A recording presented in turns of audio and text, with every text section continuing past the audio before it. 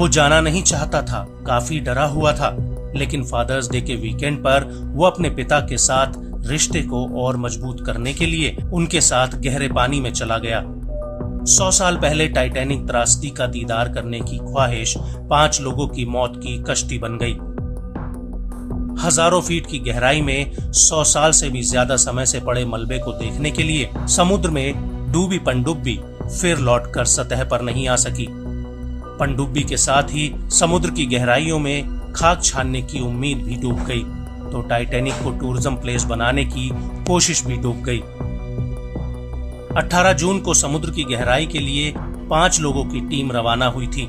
फिर अब उसी गहराई से उस पनडुब्बी के मलबे की खबर आई। यूएस कोस्ट गार्ड और टाइटैनिक को ऑपरेट करने वाली कंपनी ओशन गेट ने ऐलान कर दिया कि टाइटन में गए 5 लोग मारे जा चुके हैं।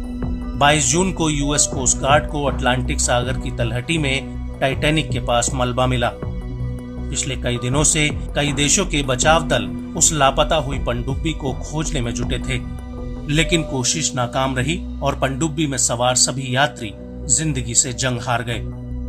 दुनिया के नक्शे पर 1912 में टाइटैनिक जैसे जहाज के डूबने की त्रासदी मनुष्य सभ्यता के इतिहास में कभी न भूलने वाली एक दुर्घटना है।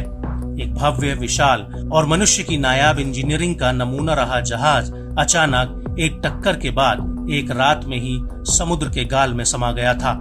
लेकिन 100 साल के बाद वो टाइटैनिक एक बार फिर से चर्चा में तब आया जब उसके मलबे को देखने और तलाशने की कुछ अमीर और रसूखदार लोगों ने ख्वाहिश जताई, जो शायद पूरी भी न हो सकी।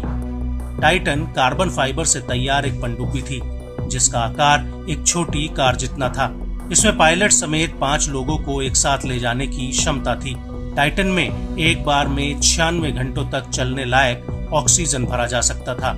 टाइटैनिक तक पहुंचकर वापस बाहर आने में इसे करीब 8 घंटे का समय लगता था। यात्रियों में पाकिस्तान के बिजनेस टाइकून शहजादा दाऊद और उनके बेटे सुलेमान दाऊद भी शामिल थे।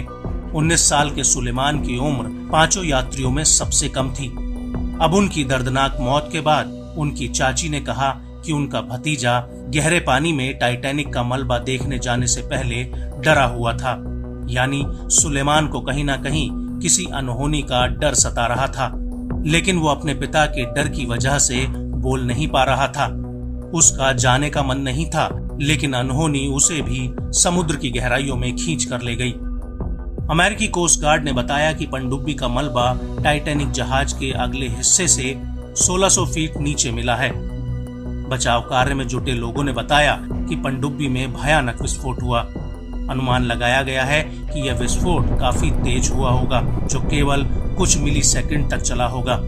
इससे संभवतः सभी यात्रियों की तुरंत ही मृत्यु हो गई होगी। ये विस्फोट जहाज से संपर्क टूटने के कुछ समय बाद हुआ। हालांकि विस्फोट के असली कारणों का पता लगाने की कोशिश की जा रही है।